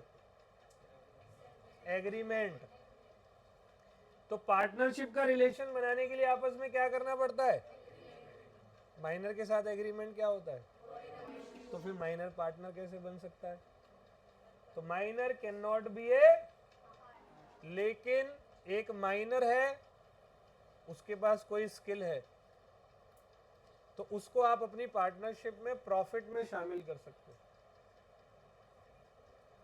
एक माइनर है, उसके पास कोई स्किल है, आप उसको अपनी पार्टनरशिप में प्रॉफिट में शामिल कर सकते हो। कोविड आया था, उसके अंदर कई छोटे छोटे बच्चे कोडिंग कर रहे थे, तो कईयों को पार्टनरशिप फर्म्स ने पेड प्रॉफिट पे रखा, जी मेरी फर्म का 10% प्रॉफिट तुम्हारा, तुम हमारे लिए कोडिंग करो। वो पार्टनर नहीं थे। ऑल वेल, तो यहाँ बेनिफिट किसका हो रहा है? तो माइनर का तीसरा पॉइंट क्या है? Can be beneficiary. आया समझ में? तो एच पॉइंट कह रहा minor can B A partner but he can be admitted into the profits of the firm. लेकिन याद रखना, प्रॉफिट्स ऑफ द फर्म में with the consent of all partner आएगा। वो 4 पार्टनर है, ए बी सी और डी, तो वो प्रॉफिट में तभी आएगा जब ए बी सी और डी चारों के चारों ने यूनानिमियस कंसेंट दिए। यूनानिमियस मतलब एक साथ, सबने हाँ बोला है, सबने बोला एक साथ, मतलब सबने आंसर दिया यस। All well. अगला पॉइंट, माइनर कभी भी इंसॉल्वेंट नहीं हो सकता। क्यों? वो लाइबल ही नहीं है, तो इंसॉल्वेंट कहां से होगा? All well. नोट्स में 2-4 पॉइंट और भी है, बट वो तुम्हारे लायक के, मेरे लायक वाले मैंने सारे बताए। रिपीट कर रहा हूँ पूरा का पूरा, ठीक है? कंप्लीट नहीं हुआ, बुक मत बंद करना है अभी कुछ भी, और क्लास अभी चलती रहेगी। मैंने आपको टॉपिक चालू करवाया other essentials of a valid contract का, जहां पर हमें टोटल 4 टॉपिक पढ़ने। पहला टॉपिक है कैपेसिटी टू कॉन्ट्रैक्ट, वो हमारा चल रहा है, शुरू मैंने किया every person in this world are capable to enter into a valid contract except minor unsound mind person disqualified by law. पहला मेरा क्या चल रहा है? Minor section 11। Minor means a person who has not completed his 18 year of age under Indian Majority Act 1875, but in 2 cases the age of minor is continuous up to 21 year when the property of administrar of the property of minor is appointed by court, when the guardian of minor is appointed by court. फिर main आपका minor का शुरू होता है। Minor का position क्या होता है? Minor's agreement is void of initio Mohori Bibi versus Dharmodas Ghosh. Minor's agreement can not be ratified, once void always void. Minor can be beneficiary, you can make an agreement on behalf of minor where benefit of the contract, benefit of the agreement transferred to is transferring to the minor. This is valid, this is possible. All well. फिर हमारा चौथा point क्या है? भैया थोड़ी देर में phone करता हूँ, थोड़ी देर में करता हूँ। फिर चौथा पॉइंट क्या है? चौथा पॉइंट है माइनर कैन बी बेनिफिशियरी के बाद माइनर जो है, स्टॉपेल का कंसेप्ट माइनर पे एप्लीकेबल नहीं होता। माइनर फ्रॉडुलेंटली रिप्रेजेंट कर सकता है, और minor's agreement can not be, sorry, minor's agreement, minor can plead minority. All well. फिर क्या था? सप्लाई ऑफ नेसेसरीज माइनर को करते हो तो माइनर की प्रॉपर्टी से लाइबिलिटी आएगी, वहां भी माइनर पर्सनली लाइबल नहीं होने वाला। फिर कुछ छोटे छोटे पॉइंट है, माइनर के पेरेंट्स लाइबल नहीं होंगे, गार्जियन लाइबल नहीं होंगे, माइनर एजेंट हो सकता है, पर्सनली लाइबल नहीं होगा, पार्टनर नहीं हो सकता लेकिन प्रॉफिट में आ सकता है, इंसॉल्वेंट नहीं हो सकता। All well. तो this was your full minor topic. अब इसी के बाद दूसरा पॉइंट है अनसाउंड माइंड। बहुत छोटा सा टॉपिक है, 5-7 मिनट में हो जाएगा, फिर पर्सन डिस्क्वालिफाइड बाय लॉ पे जाएंगे। अनसाउंड माइंड का मतलब क्या होता है? The person who is not able to understand the terms and condition of the contract is called unsound mind. Repeat कर रहा हूं, शब्द थोड़ा पकड़ना। At the time of making agreement, the person who is not able to understand the terms and condition of the contract or agreement is called unsound mind. मतलब agreement बनाते वक्त एक बंदा जो समझने सोचने की शक्ति में नहीं होता, उसको अनसाउंड माइंड बोलते हैं। जैसे एक ड्रंकन पर्सन, शराबी आदमी, शराबियों को देखा दिन भर मस्त रहेंगे, उनसे अच्छा आदमी कोई है ही नहीं। और 7 बजे के बाद मतलब अलग अलग टाइप के शराबी होते हैं, कुछ तो सिर्फ गालियां देते हैं, मतलब उनका एक शब्द और एक गाली। कुछ होते हैं जो अंग्रेजी में बात करेंगे खामखा की, ही और शी, इट और नेम कहा जा रहा है उसका पता ही नहीं है। कुछ ऐसे होते हैं बहुत सभ्य हो जाते हैं, दिन भर थोड़े कड़क, शाम को प्रेम से। दिन भर बेटे को बोला तू बहुत शैतानी करता है, तू शाम को बेटे आप ऐसा मत क्या करो ना, कितनी बार समझाया मैंने आपको, है ना। कुछ दिन भर वाइफ को तू तड़ाक बोलेंगे, शाम को आप करेंगे, जान कहाँ है जान, और बता जान। मम्मी ने रैप्टा खींच के मारा कान पे, साले मैं हूं। तो अलग अलग टाइप के शराबी होते हैं या नहीं। वो बंदे अंडरस्टैंड नहीं कर पाते कि वो अभी किस कैपेसिटी में। तो भाई शराबी बंदा कोई एग्रीमेंट कर रहा है, वॉइड है, यूजलेस है। शराबी बेच देता है, तुम देखो शराबियों को, 2-4 शराबी बैठ के बातें कर रहा, तुझे पता मोदी भाई है, बता रहा नहीं हूँ मैं, बताऊंगा तुम्हें इज्जत करने लगेगा, तुम ऐसा बैठेगा ही नहीं। वो कहता कलाम मेरा चाचा था, ठीक है। तो वो अलग ही लेवल की बात कर रहे होते हैं उस टाइम पे। भाई तुम जो मर्जी बात कर लो, यूजलेस है। तो ड्रंकन पर्सन अनसाउंड होता है, लेकिन शाम को 7 बजे के बाद, 8 बजे के बाद। और दिन भर वो क्या रहते हैं, दिन भर बढ़िया रहते हैं, शाम होती ही वो पगला जाते हैं। All well. फिर कई सारे पाजीज होते हैं, वो दिन भर तगड़ा काम करते हैं। वैसे शराबी सबसे अच्छा आदमी होता है, वो दिन भर का काम टाइम पे निपटाता है, उसे पता है 7 बजे पैक मारना है। कितना भी महंगा काम हो, टाइम वाला काम हो, उल्टा सीधा काम हो, सब 6:45 पे रेडी है ना। जो नहीं पीता वो कहता बहुत टाइम पड़ा हुआ है, इसलिए पीछे है वो। चलो आगे बढ़ते। एक होता है ल्यूनैटिक पर्सन। ल्यूनैटिक मतलब जो अपना स्ट्रेसफुल पर्सनल एक्सपीरियंस के कारण वो उसका माइंड थोड़ा सा हिल चुका है। मेरे को बड़ा बुरा लगता है, हमारे एरिया में एक बंदा है, पढ़ा लिखा है काफी, फुल इंग्लिश बोलता है, पहले एडवोकेट था, अब वो पूरे एरिया में घूमता रहता है, बोलते बोलते जा रहा होता है, कुछ भी चल रहा है, बड़ा बुरा सा लगता है। उसका फैमिली का कुछ डिस्प्यूट वगैरह कुछ था, वाइफ ये सब, तो वो ल्यूनैटिक हो गया। बात नहीं करी मैंने उसके साथ ज़्यादा। अच्छा उसके साथ हाँ एग्रीमेंट वॉइड है। क्या एग्रीमेंट करोगे तुम उसके साथ, वो तुमसे फुल इंग्लिश में बात कर रहा हो, तो वो क्या तगड़ा आदमी है भाई, और 2 रैप्टा मारेगा तुम्हारे कान पे खींच के उसी टाइम। मक्खी थी नीचे उतारो। आप बिलीव नहीं कर सकते ना उसकी एक्टिविटीज को। फिर है कोई इडियट। इडियट होते हैं मेंटली स्लो बाय बर्थ, कुछ बाय बर्थ ही स्लो होते हैं, और कुछ इंसेन होते हैं जो प्योर मेंटल होते हैं ना। वो पागल खाने में होते हैं, या कुछ माँ बाप छुपा के रखते हैं अपने घरों में, तो उनके साथ में थोड़ा सा बच के रहना। वो क्या कर देंगे आपको पता ही नहीं। एक वीडियो देखी थी मैंने, मैं बताया भी था, एक बंदा पागल खाने में जाता, ऑफिस से बाहर का बंदा होता, सोफे पे बैठता, पागल खाना है वो तो, पीछे से एक अच्छा सा पागल आता और एक ऐसा चटाका मारता है पीछे से उसके गाल पे, देखी होगी तुमने वो वीडियो, कुछ और हंसता है।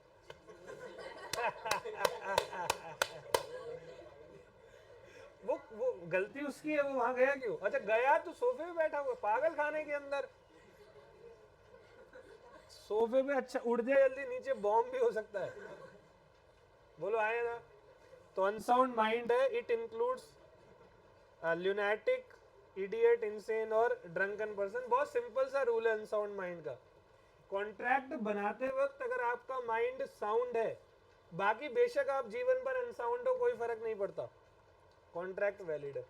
लेकिन कॉन्ट्रैक्ट बनाते वक्त आपका माइंड अनसाउंड है, तो आप बेशक बाकी समय पर कितने भी बढ़िया रहो, कोई फर्क नहीं पड़ता। जो वैलिड कॉन्ट्रैक्ट नहीं है, ये यूजलेस कॉन्ट्रैक्ट। All well. तो अनसाउंड माइंड के रूल्स क्या क्या हैं। For validity of agreement with a person we have to check the mental status of the person at the time of entering into agreement. If that time his mind was sound then the contract will be valid, otherwise void of an issue. All well. तो यहाँ note है, अ person who usually remains of unsound mind, जो normally पागल रहता है, can also enter into a valid contract when his mind sound. A person who usually remains of sound mind, जैसे आपका कोई दोस्त यार मित्र रिश्तेदार होगा, दिन भर बड़े अच्छे से रहता होगा, रात को 7 बजने के बाद 6-8 घुट्टी लगा लेता है गिलास से, है ना जी। तो अब वो बंदे की कैपेसिटी सोचने समझने की बिल्कुल भी नहीं होती। आया समझ में? तो उसके द्वारा बनाया हुआ एग्रीमेंट जो है वो उन सब की अपनी फिलोसफी होती है। तो आप हाँ क्या नहीं, कई बेवड़े तो सुबह से पीते हैं।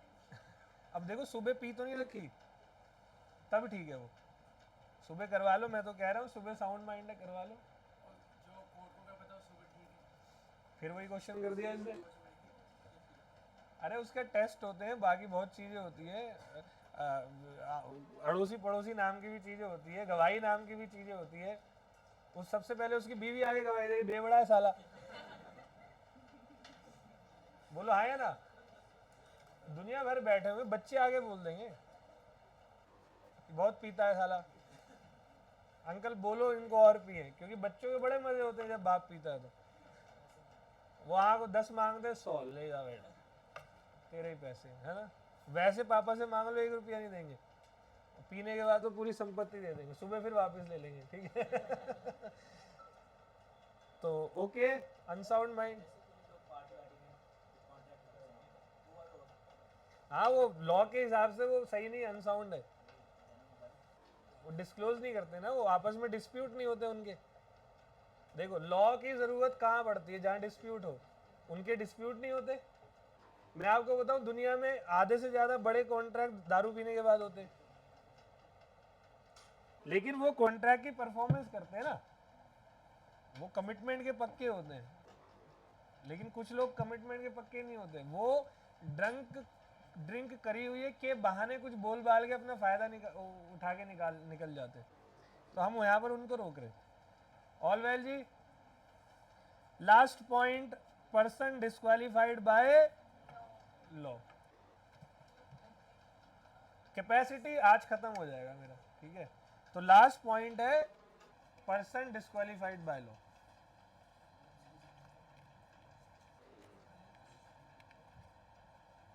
स्टार्ट कर रहा हूं 1 मिनट में।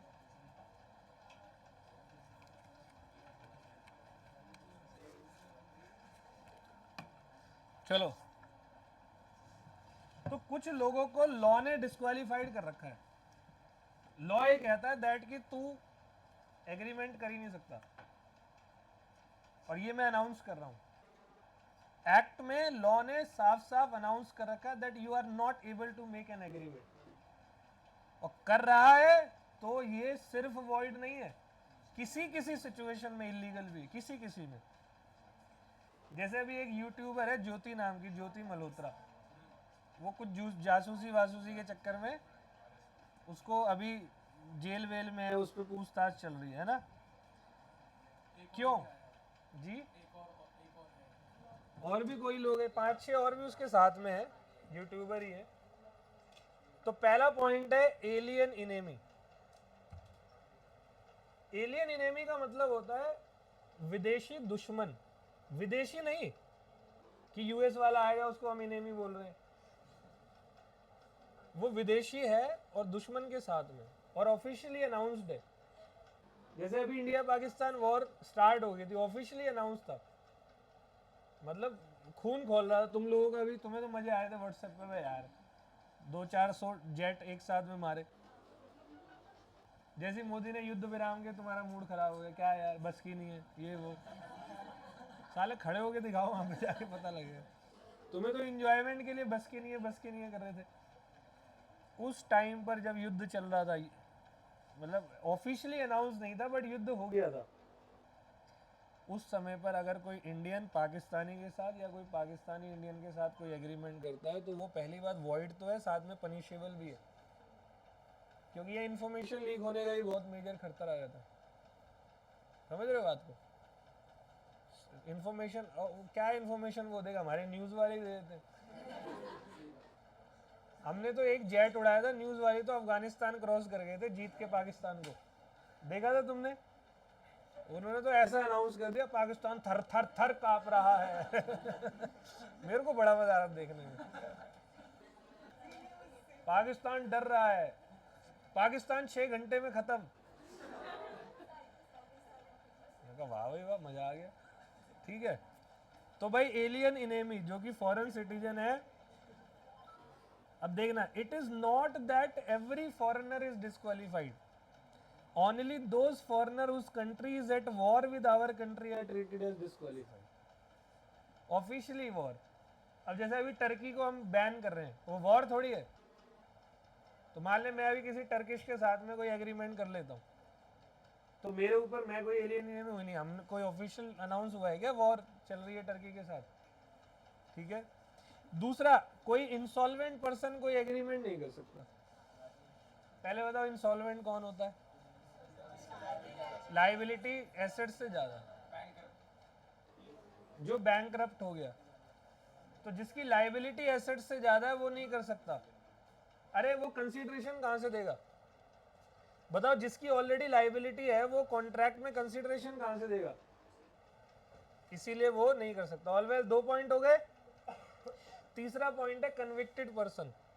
कन्विक्टेड मतलब जो जेल में, फिल्मों की बात मत करना कि सर वहां से फोन आते हैं, उसकी बात नहीं हो रही।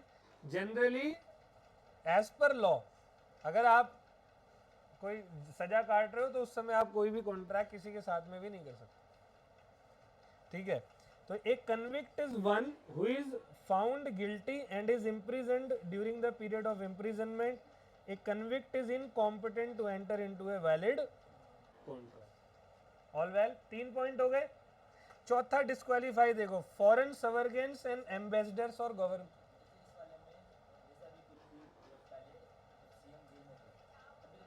वो लॉ के सीएम कन्विक्टेड नहीं था, गिल्टी नहीं था, सुनवाई चल रही थी। गिल्टी क्या होता है? जिसको सजा हो चुकी है,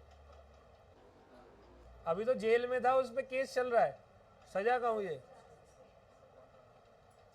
अरे एक बार बताओ, मेरे पे किसी पुलिस वाले ने मुझे गिरफ्तार किया, मर्डर करने का शक है, तो ये पुलिस वाला डिसाइड करेगा मैंने मर्डर कर लिया है नहीं? कौन डिसाइड करेगा? तो कोर्ट एक ही दिन में कर लेगा। कोर्ट को भी तो 20-22 साल लगेंगे ना, तब तक मैं तब तक मैं कहाँ रहूंगा? कहीं मैं भाग ना जाऊं पीछे से। केन्या, जिम्बाब्वे, बहुत सारी कंट्रीज है, या पाकिस्तान निकल लिया है ना जी।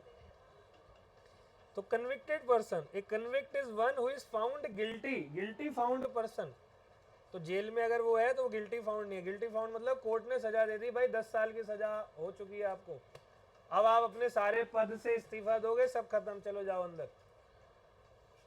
हाँ, पार्लियामेंट में होता है, स्पेशल रिक्वेस्ट पे आप जेल से भी काम कर सकते हो, लेकिन उसकी supreme court, sorry, president of India आपको क्या देगा? परमिशन देगा। ठीक है। अगला है कोई फॉरेन ऑफिसर या गवर्नमेंट ऑफिसर या एम्बेसडर। तो क्या गवर्नमेंट ऑफिसर ऑलवेज डिस्क्वालीफाइड है? वो गया मोमोज खाने, मोमोज कह रहा है नहीं खिला रहा, जा, यू आर डिस्क्वालीफाइड।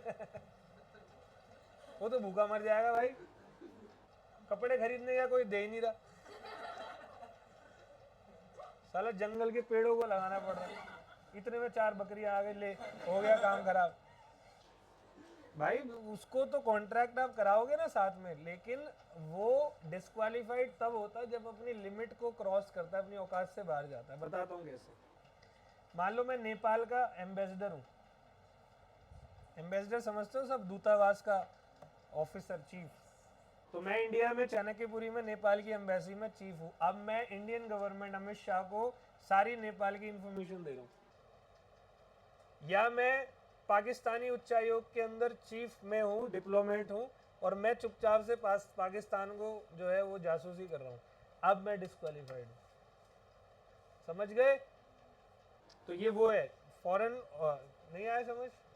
सुनो, आपको एम्बेसीज पता है क्या होती है? पाकिस्तान में भारत की एक एम्बेसी होगी, मान लो पाकिस्तान में भारत की एम्बेसी होगी, तो वहां ऑफिसर्स कौन होंगे, पाकिस्तानी या इंडियन? तो मैं एक इंडियन डिप्लोमेट बना के, भारत सरकार ने मुझे वहां भेज दिया, तो किसको भेजेंगे? किसी भी राह चलते को भेज देंगे, कुलचे वाले को बड़ा हुआ, उछाल मत कुलचे, चल उधर जा, पटपट मत कर बाहर, उधर जा। किसी को भी भेज दूं, किसको भेजूंगा? बहुत बड़े लेवल के ऑफिसर, IPS IAS ऑफिसर ऐसे जाते, बड़ी रैंक वाले, रैंक होल्डर टाइप। तो मैं मान लो मैं हूँ कोई IPS ऑफिसर हूँ, IAS ऑफिसर हूँ, मेरे को वहाँ पर भेज दिया डिप्लोमेट बना के। बताओ मेरे को भारत की कितनी नॉलेज होगी, गवर्नमेंट के बारे में कितना पता होगा? अब पाकिस्तान वाले आए, बोले कि एक काम करो, ये प्राइम मिनिस्टर के बगल वाला बंगला आपका, ये 100 करोड़ पाकिस्तानी रुपीस आपके, अब ये भी हम IMF से उधार लेकर आए आपका, ठीक है, और ये भी आपका, वो भी आपका। अब आप अपने भारत की इंफॉर्मेशन मुझे दो, और मैंने दे दी, सही है, तो यहाँ मैं डिस्क्वालीफाइड हूँ, नहीं दे सकता, सही है। लेकिन मैं पाकिस्तान जा रहा हूँ, नॉर्मल कॉन्ट्रैक्ट कर रहा हूँ, कर सकता हूँ। मुझे भूख लग रही है, खाना खाने जा रहा हूँ, तो मुझे खाना ही नहीं देंगे, you are diplomat of India, you are disqualified, मर गया ऐसे तो मैं भूखा, सही है, ऑल वेल। पांचवा पॉइंट इंपॉर्टेंट पॉइंट है, वैसे अगर मैं आपको कंपनीज एक्ट पढ़ा चुका होता तो 1 मिनट में ख़त्म हो जाता, लेकिन थोड़ा सा समय मैं इस पे लूँगा। पांचवा पॉइंट है जॉइंट स्टॉक कंपनी या कॉरपोरेशन, जैसे कि LIC, RBI, सेबी। कंपनी मान लो, जब मैं आपको कंपनी को डिस्क्वालीफाइड कर रखा, that company is not able to make contract, तो इस भारत में इतनी 25-30 लाख कंपनीज हैं, वो कैसे कॉन्ट्रैक्ट कर रही होंगी? वो तो डिस्क्वालीफाइड है। सर आप तो गलत पढ़ा रहे हो, या वो लोग गलत कर रहे हैं। सब सुनते रहना बहुत ध्यान से। वैसे मैं कंपनीज एक्ट में पूरी डिटेल दूंगा, लेकिन मैं यहाँ आपको सिर्फ टॉपिक समझाने के लिए कहता हूँ कि जब भी कोई कंपनी का इनकॉर्पोरेशन होता है, इनकॉर्पोरेशन मतलब उस कंपनी को नया नया अभी बनाया गया है, एक कंपनी को नया नया बनाया गया है, ऑल वेल। एक मिनट,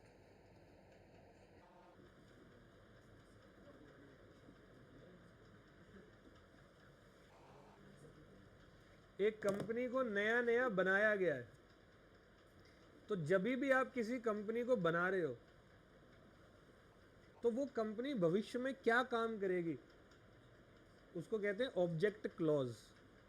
आपको वो बताना पड़ता है ROC को, जहां पर रजिस्ट्रेशन करवाते हैं, रजिस्ट्रार ऑफ कंपनी। जैसे मैं एक कंपनी बना रहा हूँ, जो बना रहा है उसको बोलते हैं प्रमोटर। एक प्रमोटर जब किसी कंपनी को बनाने ROC के पास जाता है, रजिस्ट्रार ऑफ कंपनी के पास, जो कि proper ministry of corporate affairs के अंदर होता है, ठीक है। अगर उसके अंदर जा रहे हो, तो ऐसी सिचुएशन में आपको बताना पड़ेगा कि हम लोग कंपनी बनाने के बाद किस चीज़ पर काम करेंगे। हम कंप्यूटर सॉफ्टवेयर का काम करेंगे, हम हार्डवेयर का काम करेंगे, हम जूस बनाएंगे, हम दारू बनाएंगे, हम कुर्सी बनाएंगे, हम फर्नीचर बनाएंगे, हम कैमरा बनाएंगे, ट्रेडिंग करेंगे, जो भी XYZ करना होता है वो बताना होता है, यस और नो। मान लो हमने बोला हम कंप्यूटर सॉफ्टवेयर का काम करेंगे, कंपनी बन गई।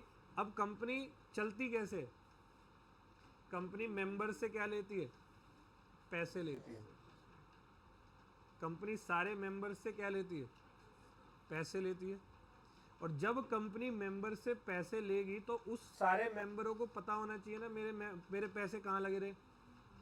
तो क्या पता है उन लोगों को कहाँ लगेंगे? कंप्यूटर सॉफ्टवेयर में, क्योंकि कंपनी का एक डॉक्यूमेंट होता है MOA, मेमोरेंडम ऑफ एसोसिएशन, उसमें लिखा है ऑब्जेक्ट क्लॉज के आगे कि computer software and related topics की कंपनी है। तो सारे मेंबर ने कंपनी में इन्वेस्ट किया कि ये कंपनी कंप्यूटर सॉफ्टवेयर के लिए काम करेगी। कंपनी ने सारा पैसा लिया और बियर की फैक्ट्री खोल दी। नहीं आया समझ? पैसा लिया और बियर की फैक्ट्री खोल दी, यहाँ कंपनी डिस्क्वालीफाइड है। बोलो ओके। LIC का क्या काम है? वो सारे लोग LIC को पैसा क्यों देते हैं? अब LIC जो है वहाँ पर एक खाने की रेस्टोरेंट की चेन खोल रहा है कि यहाँ खाओ, मरो और फिर आपको मिलेगा पैसा। सेबी का क्या काम है? सिक्योरिटीज देखना। तो वो जो सेबी का पूरा काम ही वही है, वो अपने ऑब्जेक्ट से बियॉन्ड नहीं जा सकता। तो अगर आप अपने ऑब्जेक्ट से बियॉन्ड चले जाते हो, देन यू आर डिस्क्वालीफाइड। तो एक कंपनी है, अगर उसका काम है रेलवे के डब्बे बनाना, वैगन्स बनाना, एक केस बताऊंगा मैं तुम्हें कंपनीज एक्ट में, ठीक है? क्या नाम है केस का?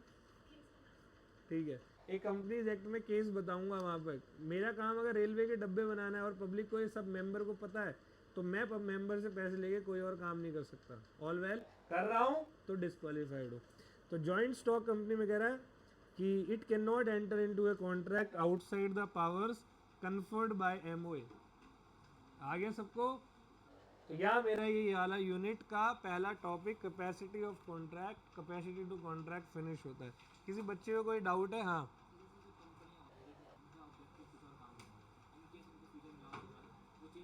कर दो चेंज, पूछ के करो ना, बिना पूछे कैसे? जैसे ओए सुनो, चुप रहो। आपके पापा ने आपको सीए फाउंडेशन की फीस दी प्रोमिनेंट एकेडमी में जमा कराने के लिए। ऑब्जेक्ट आपका क्या है? सीए फाउंडेशन करना। आप यहाँ पर आ रहे थे, आप यहाँ पहुंचे, फीस जमा नहीं हुई, सर ने आपको बोला एक काम करो, तुम सीए फाउंडेशन की जगह सीएमए फाउंडेशन का एग्जाम दो। तो तुमने सीएमए की फीस जमा करा दी, पापा से बोल के बात कर लिए, तो वहाँ कुछ गलती करी लेकिन पापा ने तुम्हें सीए फाउंडेशन की फीस दी और तुम ऑटो वालों के साथ जुआ खेल रहे हो बैठ के, सारा पैसा हार गए। वहाँ कह रहे हो पापा वो गलती हो गई, ये हो गया, वो हो गया। वो सही है क्या? चेंज कर लो, भविष्य में कोई दिक्कत नहीं है, कोई टेंशन नहीं है। All well. 1 मिनट रुक जाओ, रिवीजन करवाऊंगा। हेलो, 5 मिनट में कॉल कर रहा हूँ, अभी क्लास चल रही है, ठीक है? ओके, चलो भाई चलो। कैपेसिटी टू कॉन्ट्रैक्ट, ध्यान से सुनना। कैपेसिटी टू कॉन्ट्रैक्ट में मैंने आपको सबसे पहले क्या बताया? बता बेटे रौनक, डाउट क्या है? जल्दी बता, लिख के बोल दे क्या डाउट है।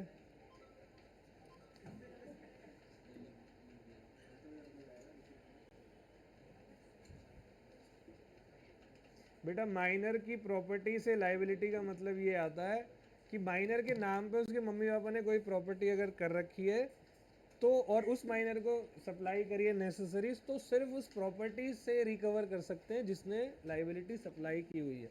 माइनर के नाम पे ओनरशिप होनी चाहिए, ठीक है, प्रॉपर्टी की। All well. अब आगे बढ़ रहे हैं हम लोग। कैपेसिटी टू कॉन्ट्रैक्ट, सबसे पहले मैंने आपको बताया माइनर का मतलब, minor means a person who is not able to make who is not completed his 18 year of age under Indian Majority Act 1875, but the age of minor is continuous up to 21 year in 2 cases. When the property administrator of the property of minor is appointed by court, when the guardian of minor is appointed by court, position about minor, number 1, minor's agreement is void ab initio, Mohiri Bibi versus Dharmodas Ghosh.